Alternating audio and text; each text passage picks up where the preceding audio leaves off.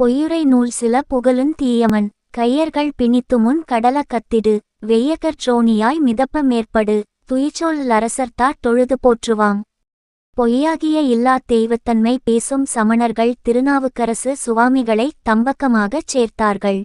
ஆனால் திருநாவுக்கரசு சுவாமிகள் சூலை நோயினால் ஈசன் அருள் எய்தி உண்மை உணர்ந்து சமணப்படுகிழியினின்றும் தப்பினார். அவர் மீது பொறாமை கொண்ட சமணர்கள் அவரை கல்லோடு கட்டி கடலிலே போட்டார்கள்.